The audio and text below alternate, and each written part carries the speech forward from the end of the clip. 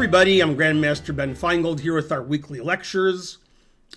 Today's topic is the Sicilian defense Alapin variation, which I have up on the screen. Wikipedia article, which shows you what it is. I want to thank our sponsor, Mike O'Neill, a fellow Detroiter.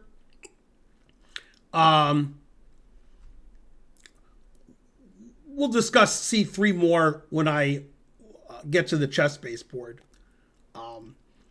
Wikipedia article is a bit iffy on the Alapin variation.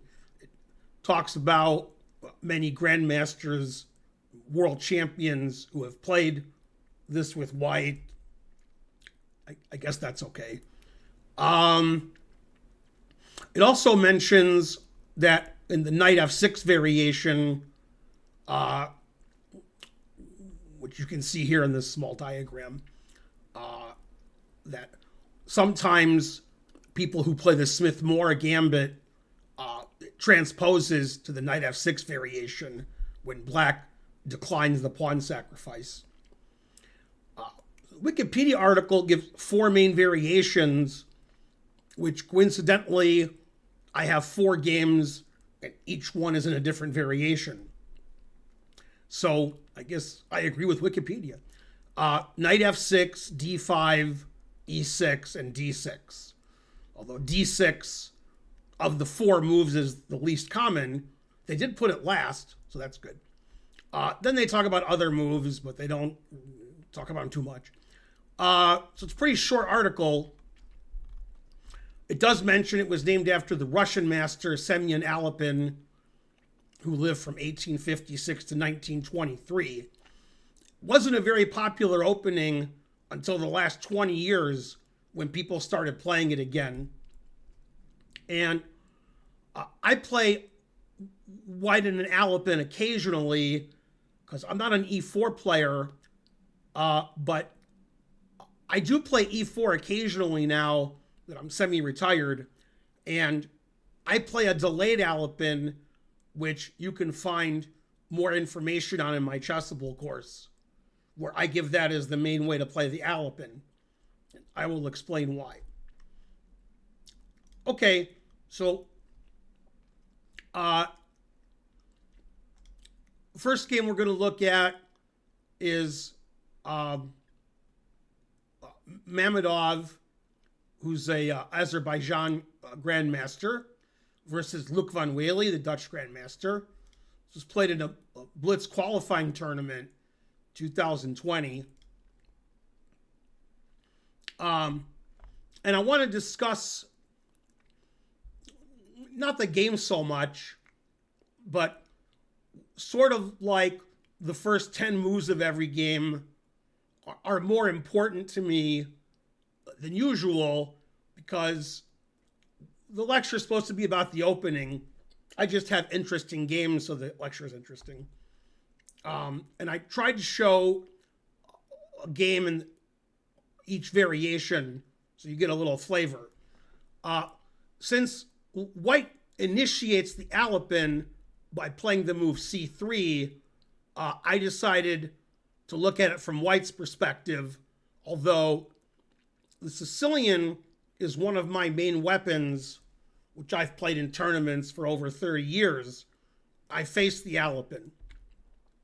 So I have black in the Alapin, and occasionally I have white in the Alapin.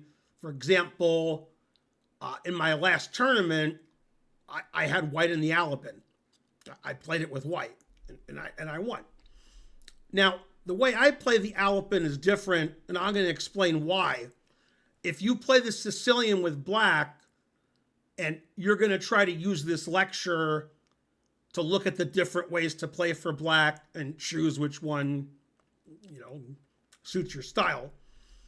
I like to play knight f3 first because when you play the Alapin with white, 99% of the time you play knight f3 at some point early in the game between moves like 3 and 7.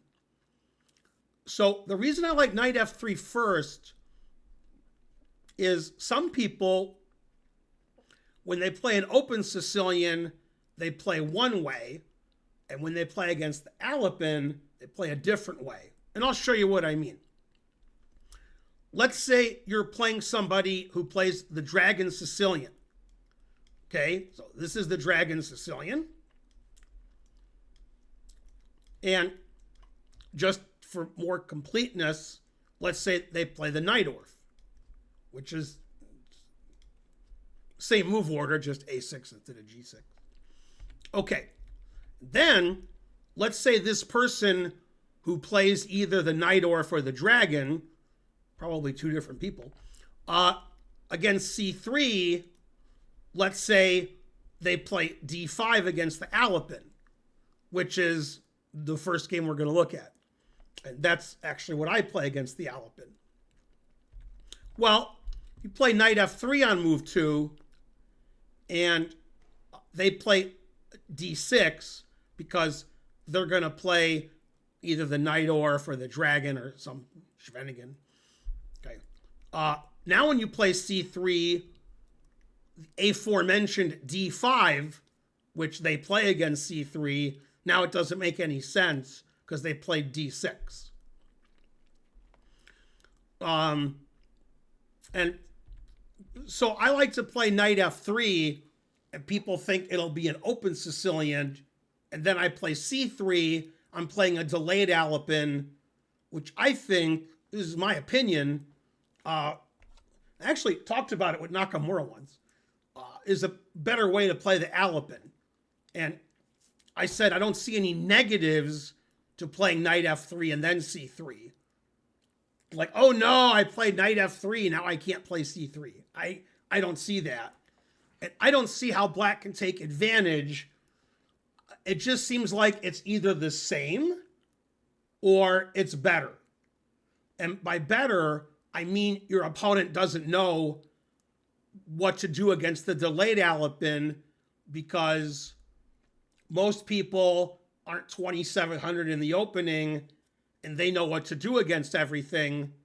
There's other variations of the Sicilian, like Paul Carraz's Knight E2, where it's not clear if white's going to play open Sicilian or a closed Sicilian, which also can confuse the player with black. Okay, so the games that I'm looking at all started with C3 because this is an Alapin Sicilian lecture, and usually people play C3 on move 2, but I don't. I play Knight F3, then I play C3. Also, sometimes when I play Knight F3, I don't play C3. So I don't want my opponent preparing for me. So I play E4, I play D4, I play the delayed Alapin, I play other variations of the Sicilian with white. And if you want to have white in the Alapin, you're going to like this lecture because white's winning. You want to have black in the Sicilian Alapin, you're going to like this lecture because I'm going to show you 4 different ways to play against it. And you can say like, oh, I like this position. I don't like those other ones. Okay, so this is Mamedov von Wely. Von Wely played D5. That's what I play. Takes. Knight F6. I used to play Knight F6, and now I don't. But that's the most common move. And in this position, when I played Knight F6, I played Bishop G4, which is known as the Icelandic variation, but E6 is more popular. So, to me, this is like the starting position of this variation, and this is a very common variation. If you play white in an Alapin, you'll probably get this position. Okay, Mamedov played Bishop D3, developing his bishop, preparing to castle. Knight C6, developing the knight. And white castled. Black played C takes D4, giving white an isolated pawn. And if you're rated under 1,000, you might be thinking, why doesn't black win a pawn here? Take, take, take. Black wins a pawn. It sounds good. Even though this is a blitz game, the players both knew that white would play bishop b5 check, trap we see in other openings like the French, and the queen is hanging. So you can't do that. Okay, now I'm going to go back because I want to say something I forgot to say. The reason black plays d5 and takes with the queen is because white can't play knight c3. If you play the Alapin with white, you want to play d4. If it was white's move in this position, I'm not sure how, I just said it was, then white would play d4. That's why white plays c3. And if black's queen goes to d5 in any opening, white plays knight c3 and attacks the queen, just like in a Scandi. Okay, in the Scandinavian, okay, everybody who ever lived plays knight c3 here. So this variation of the Alapin, black is saying, oh, you can't play knight c3, so I'm going to play d5. And now, if you play your d4 move, the reason you played c3, now you're going to have an isolated pawn. So often, white gets an isolated pawn in this variation, but black has to start moving their queen a lot. So there's pluses and minuses. Okay, bishop e7, knight c3. And one of the reasons I played the Icelandic variation with black, which, as I said earlier, was bishop g4 early, is now the bishop's not very good. So we either have to go to the passive d7 square, or we have to hope b6, bishop b7 works out, which is usually what black tries to do. Okay, white completes development, black castles. And this is a typical position you could see from more than one opening. You could see this from like Queen's Gambit accepted, or you could see it from a Nimzo Indian when black puts the bishop back here instead of keeping it on b4. And you can see it in the Alapin Sicilian, which is what this is, probably some kind of semi-Tarash. And you could also see this pawn structure in a Caro-Kann Panov attack, the isolated pawn structure. Okay, white plays rook c1, black plays rook d8, white plays a3, controlling the b4 square. And sometimes when white plays a3, and luckily this is one of the sometimes this game, white wants to put the queen on d3 and not be bothered by knight b4. So white plays bishop b1, queen d3, and checkmates on h7. That's the plan. Sometimes black doesn't let you do that, but sometimes they do. Okay, so h6, bishop b1, as I said, bishop f8. I don't like the fact that Von Wely is not trying actively to put his bishop out. b6, bishop b7, or sometimes a6, b5, bishop b7. He's playing h6, bishop f8, doesn't care about his bishop. Queen c2, usually the queen goes to d3, but Mamedov decided c2 was better. White's not threatening queen h7 yet because there's a knight on f6. g6, Von Wely wants to fianchetto his bishop, and he stops queen h7 mate forever. h3 doesn't do very much. Fianchettos his bishop. Queen d2, attacking the now weak h pawn because black played g6. King h7. h7, not a great square for the king, lined up against the bishop. Rook d1, putting his rook in the center. Von Wely's played a lot of moves since the opening. His bishop's still on c8. Knight d5. h4. White wants to play h5 since bishop and king are lined up. Knight takes bishop. Queen takes. Black has the two bishops, but this is one of his bishops. And by trading, we get rid of one of black's defenders of his king. And more importantly, and when I say more importantly, I'm going to prove it the next three moves. The knight on f6 and the knight on d5 was defending and blocking the d5 square. This gives white opportunity, since black traded off his knight to get the two bishops, to play the move d5. Get rid of his isolated pawn. King g8, getting off of this diagonal. h5, g5, and then d5. So now, this was pretty much blocked for 5 or 6 moves. Now it's wide open. So white has chances to try to play queen h7 check by lining his queen and bishop up, if that's ever a good choice. Right now, we're in the middle game, and black hasn't moved his queenside pieces. So white opens up the center, attacks the queen, puts the knight on d8. Obviously, white doesn't want to trade queens. White wants to attack on aforementioned diagonal, plays queen d3. Queen can go to h7 later. More importantly, it attacks the knight. Knight c6. Rook e1. The rook wants to go to e8. Queen d7. Again, white doesn't want to trade queens. So knight d5. And I've only complained about 5 times this game that these pieces are here. It's a blitz game, so I forgive him, but it's terrible.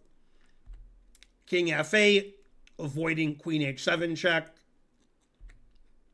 Queen e3, sacrificing his knight, which von Wely didn't fall for, because that's mate in 1. Rook b8, queen c5 check, king goes back to g8. b4, white wants to play b5. Now, there's a nice tactic here, which von Wely didn't fall into, but I wouldn't blame him because it's a blitz game. I blame him a little. b6 attacking the queen, fails to queen takes knight, and then knight e7 check gets the queen back and whites up a piece. So black didn't fall for that. Played queen d8, b5, bishop e6, attacking the knight on d5, counterattack, b4, knight a5, rook d1, threatening knight e7 check, winning the queen. Black's position is quite bad here, and I don't understand what von Wely did. I guess he just blundered. But I think if black doesn't blunder, his position's quite terrible. He played b6 is just losing. So I'm not sure what to suggest, because white's threatening knight e7 check. Probably black was low on time. And I guess von Wely was worried about losing a pawn for nothing. That's why he played b6. He figured, I don't lose a pawn for nothing. I defend my knight some more on the side, and I stop queen takes a7. And I'm attacking the queen, so white won't do anything that beats me because I'm attacking his queen. Well, that doesn't make any sense, because white plays knight e7 check. White takes the queen first. b6 is a terrible blunder in a bad position. People blunder in bad positions a lot. Rook takes queen, check. Then queen c7. White's up a queen for a rook. Black resigned.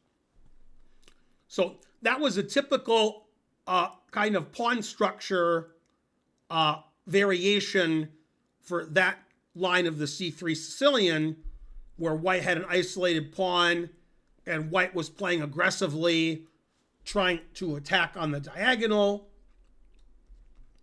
trying to get rid of the isolated pawn, get active play, And von Wely lost the game not only due to the blunder, but because his bishop and his rook were trapped on the queen side for 95% of the game. Okay, next game. Now we'll look at another variation of the Alapin Sicilian. This match was played in the Olympiad in 2002 in Bled, Slovenia. I was actually in Bled when I was in Maribor coaching at a World Youth. We took a trip to Bled and Ljubljana. I'm not sure if it was Slovenia in 2002. Could have still been Yugoslavia. So, I'm sure in the comments on YouTube, you guys will explain when it was Slovenia and how could I be so wrong and so forth. Anyway, white was Michael Adams, plays for England, and South American player Luis Valenzuela, I think he plays for Chile. Either Chile or Peru. It was one of them. Has the black pieces. Okay, Michael Adams plays Alapin Sicilian occasionally. Knight f6 is probably the most common move for black, although d5 is close. e5, knight d5, and a lot of times in the Alakine, when you see e5, knight d5, white's playing c4 at some point. But that doesn't make a lot of sense in this variation because black's already played c5. Black is controlling d4. White didn't play c3 to play c4. White played c3 to play d4. So Michael Adams plays d4. Black takes. White can take back, but white doesn't have to because the pawn is pinned. Michael Adams played knight f3, which is more common. Black can't take the pawn because queen takes knight. A lot of times, white sacrifices that pawn to get open position and get an initiative, which is what happened in this game. Knight c6. And I've played this line with white myself.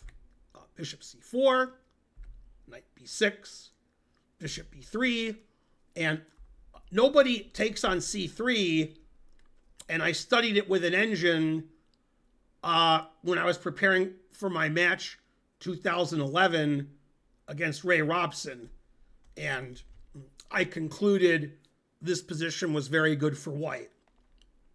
That's what everybody else has concluded, probably with help from their engines. So black almost always plays d5, and white doesn't want the bishop blocked forever, so white takes en passant, takes. White could take on d4, but again, it's considered to be a strong pawn sacrifice if black ever takes this. So white castles. I've had this position with white. Bishop e6, that's one of the most common moves. Trading off that beautiful bishop on b3, white can take on e6. Michael Adams played knight a3, which is the other move. White wants to play knight b5.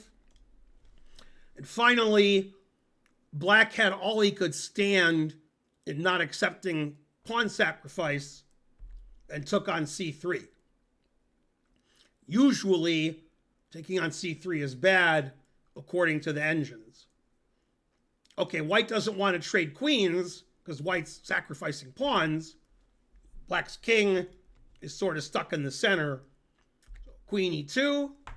White wants to play rook d1, knight b5, bishop f4, and black wants to castle. But castling queenside seems a little suicidal. So he trades bishops on b3. Plays e5, which seems hyper aggressive. I would probably play e6 myself. But again, I said white wants to play knight b5 and bishop f4. So e5 tries to stop bishop f4, I guess, even though it's pinned. Knight b5. The queen has to defend the c7 square. Queen b8. Queen also defends. That's the drunken queen. Defends the e5 pawn.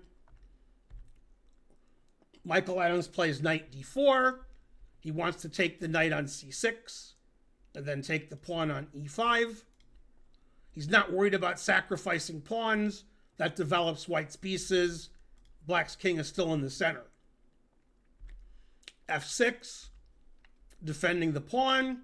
Never play f6.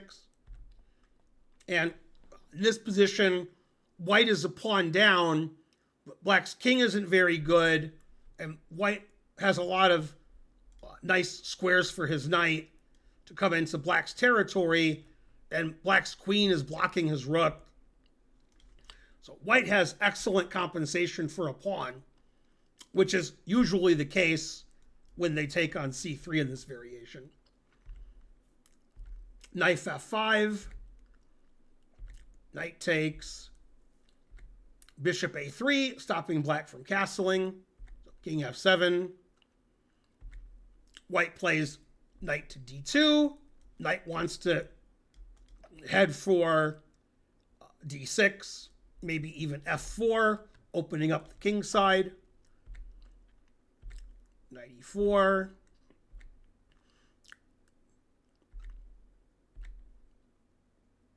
Black's a pawn ahead, but black's king is very iffy, and white's pieces are really well coordinated.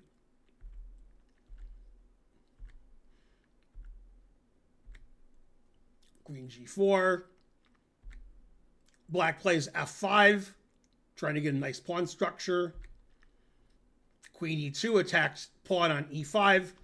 f5 is a very risky move because I have a dark squared bishop, and f5 opens up the diagonal for my bishop, although Michael Adams actually used another diagonal piece to punish f5. e4. Always play f3. If they take on f3, we take the hanging knight. If they don't take on f3, we win our pawn back, and we still have an attack against black's king. Rook a d8, attacking the knight. Rook a d1. And white wins the pawn back, and black doesn't have a dark squared bishop. Black's king is on a dark square. Dark squares are all open. So white's better just because the bishop is so good. White's also better because the knight on d6 is so good. And white's king is safer than black's king. There's material equality now, so Michael Adams isn't even down a pawn. The game ended pretty quickly because, white's a better player. Black was probably in time trouble. Black's king is exposed. Played f4, which didn't work out. Queen b2 check, playing on that diagonal. Rook f6, pinning his own rook. Not something I think I would do. g4, attacking the knight. The knight's trapped. Also threatening g5. So black's game went downhill very quickly. Black can resign here. Can't stop both threats. Black played king h6. And Michael Adams showed what a grandmaster he is. Different than me. I'm also a grandmaster, but I would take this knight. Then white's winning, but black can take this knight, and then black's only down an exchange. White should still be winning. Michael Adams played much more precisely. I mean, maybe I would play it, but definitely in a blitz game, I would take this knight. Michael Adams played queen e5, showing his class. That does three things. It defends the knight, so there's no more, getting two pieces for a rook. It attacks the knight on e7, and it threatens g5 check. man, queen e5 is a real all-purpose move. Now the truth hurts, because you have to stop taking the knight, taking this knight, and g5 check winning the rook.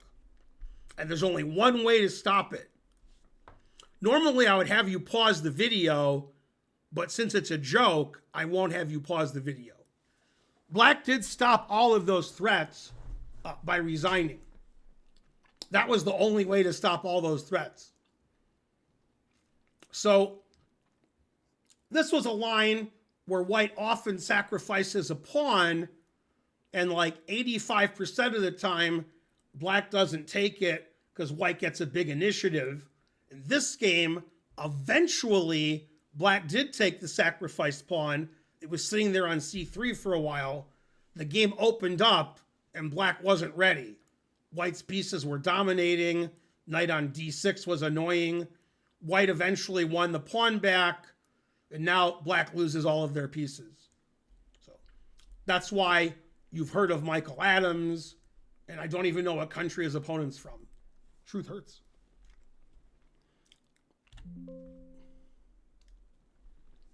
Okay, next game is Mamedyarov versus Ivanchuk, two players you heard of. This was during COVID, so the Olympiad was online, and for reasons I don't understand, it was a rapid game. Not sure why the Olympiad online is rapid and the Olympiad that's played in real life is not rapid. You know, what do I know?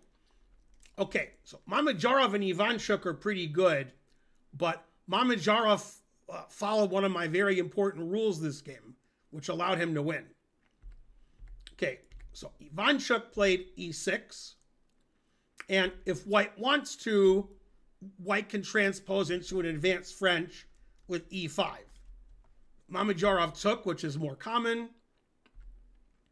And in this variation, unlike game one of our lecture, black actually gets an isolated pawn. And it looks like a French defense, except white's knight is usually on d2 already. So this is like a slightly improved version. Although knight d2 is okay, because we're going to play knight b3 and knight d4. So, and he plays knight d2. And I think if I wanted to, I could make moves in a French defense and get this position. In fact, I have nothing better to do, so let me try to do it. Let me memorize the position. Okay. I'm going to try to see if this directly transposes to a French defense.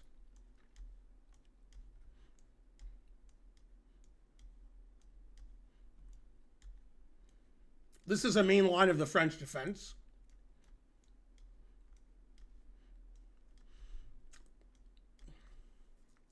I think I did it.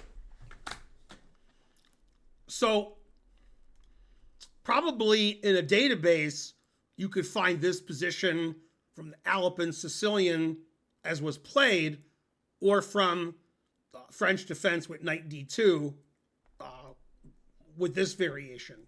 Though this is an old variation, and I'm old, so this is the one I know from the 70s and 80s.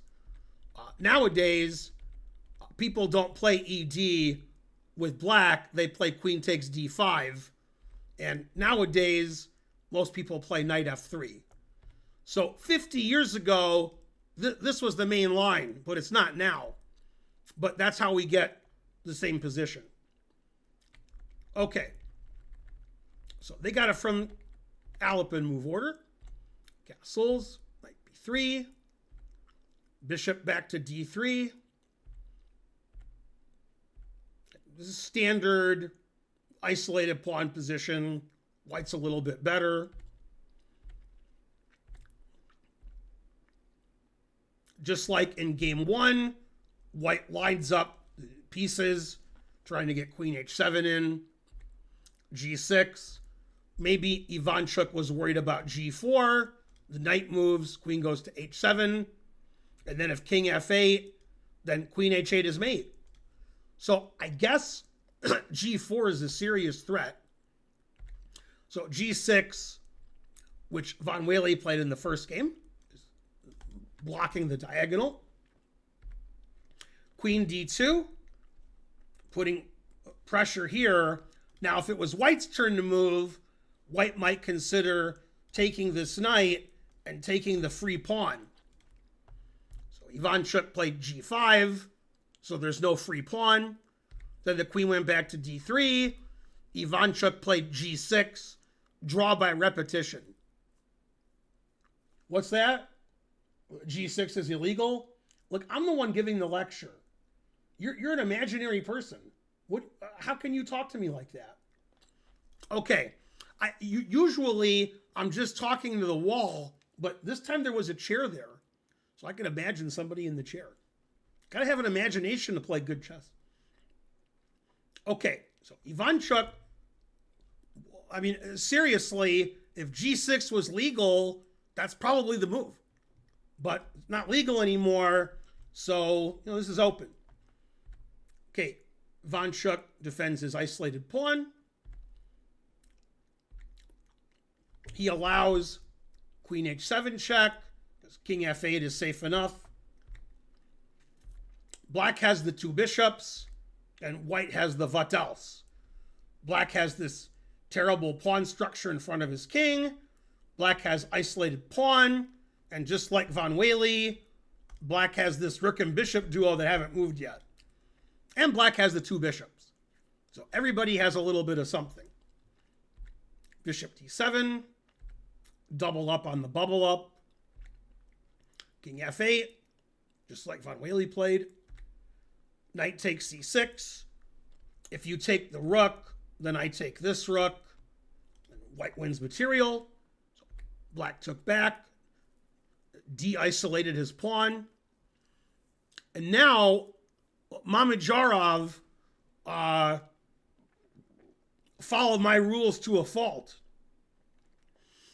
I don't even think I would follow my rules here. God damn. Played knight e5, always sacking the exchange, thinking his initiative was very strong.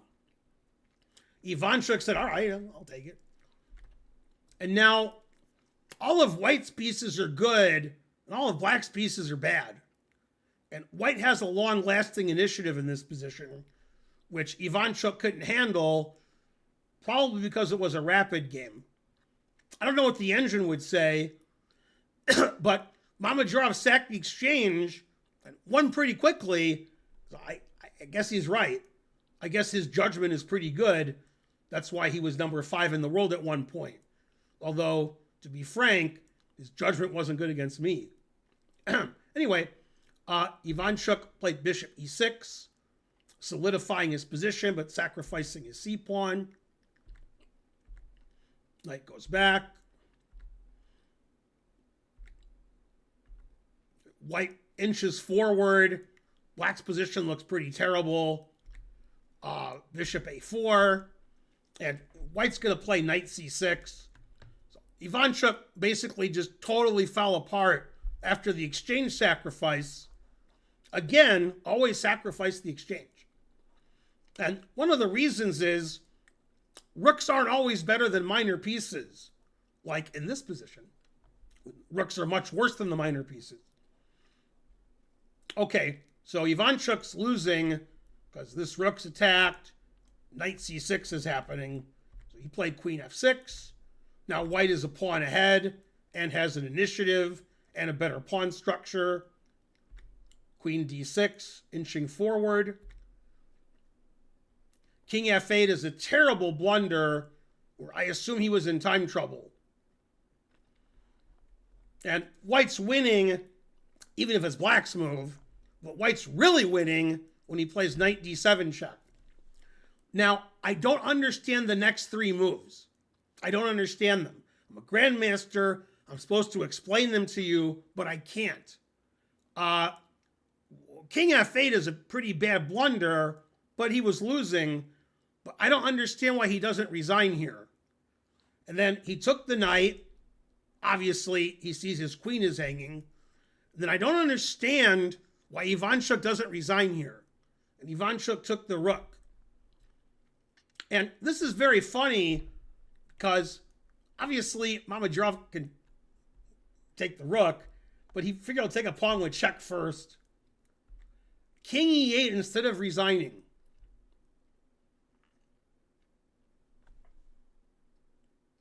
And now he resigned. So I don't know what Ivanchuk was thinking 5 years ago, not resigning down a queen. I guess he was too upset to resign. I don't know. Anyway, you guys don't know this, but when you play in a team tournament, you try harder. When you're playing individual tournament, you win, lose, or draw. You go to Burger King, you get sick, and you play your next game.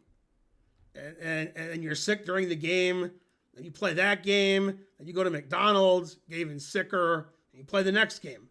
When you're playing in a team tournament, your team's counting on you. So you feel like, I gotta play better than I usually do. So when you blunder and lose and play badly, I guess you don't want to resign because you just feel so bad because you let your team down. Obviously, when Mamedyarov's white, he can beat anybody except yours truly. But shouldn't be that upset losing, but maybe he thought the exchange sacrifice was unsound, so he was more upset than usual. Maybe. I don't know. Not resigning was weird. Okay, now we're going to go back in the day. This is 1994, which for me is just normal times. That's when I was playing chess a lot, and I was better than I am now. This is Karpov versus Judit Polgar. And they actually transposed into a Pirtz defense from the C3 Sicilian. And that's not easy to do. This is a weird game because Karpov plays like Karpov. That's not weird. But then, when Karpov gets a big advantage, he starts playing hyper-aggressively and correctly, which is not like Karpov. Karpov starts like throwing those pieces in there, playing super active. And the game started out with Karpov playing like Karpov. Like, Karpov's better, but why? Why is Karpov better? Nobody knows. Then Karpov played like a maniac. So I like that. I like it because it was correct. Okay, Judit played d6, which is the fourth most common move. Then after d4, you play knight f6, attacking the e-pawn. White can take on c5, and the idea is if knight takes e4, queen a4 check wins the knight. But Karpov played bishop d3, which is more common. And in this position, this is just a Pirtz. This is e4, d6, and then g6, and they just transposed. Okay, so the game is very boring until it's not. Karpov's white. He's like, I'm going to develop slowly. I'm slightly better because your bishop's not very good. Okay, and Judit attacks in the center. Karpov says you have a hole on d5. My d4 square is protected. I'm slightly better. Judit says, I want the two bishops. And she puts her knight on h5, which is typical in this variation. Karpov plays positionally on the queen side. Tries to soften black up. Judit takes the sacrificed pawn. Karpov immediately wants to win his pawn back, and he does. Judit finally gets her bishop out. White has a better pawn structure. Karpov playing very solid. You can't take the knight because your queen's hanging. So she played knight f4. That's why she played knight h5. Karpov traded. Black has the two bishops. White has the Vasyl. Black has isolated A pawn, isolated C pawn, and doubled F pawns. But black has the two bishops. In 3 of the 4 games in this lecture, white gave up the 2 bishops voluntarily to get other stuff. And white was successful. e5. Karpov likes that d6 square for his knight, I guess. h6. Knight d6. Good square for the knight. h3. Put it in h. Get the 2 bishops back.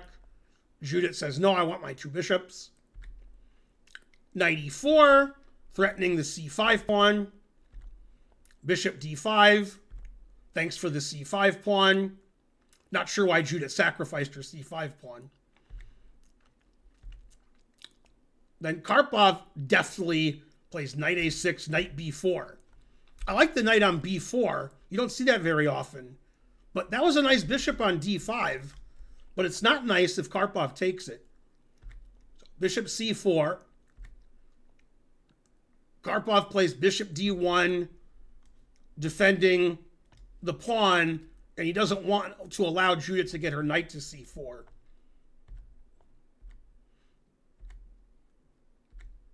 Bishop f3, attacking the queen. Knight c6. Now it's clear white's winning. White's a pawn up. White has dominant pieces in the center. Karpov continues to play aggressively, even though probably just trade queens at some point, win the endgame a pawn up. Judit sacrifices the exchange. Always sacrifice the exchange. Karpov takes another pawn. White's up a lot of material.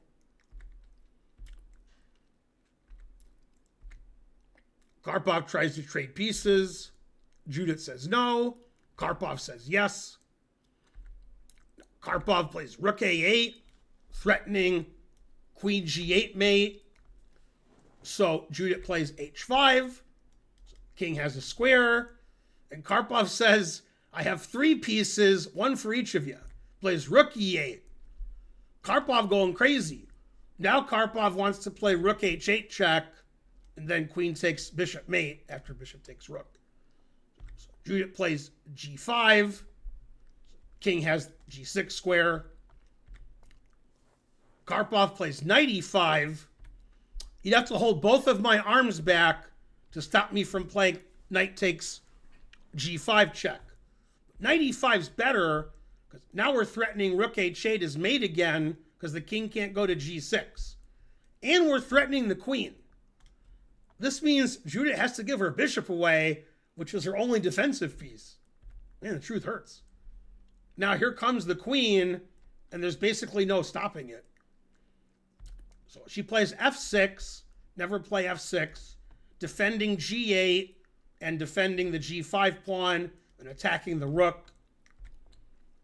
Karpov ignores that and plays rook a7. I can't even imagine me seeing the move rook a7. I'm like, f6 attacks my rook, I move my rook away and I'm winning. Which is true. But Karpov wins the best way. Now Karpov has a serious threat. Rook takes c7 check.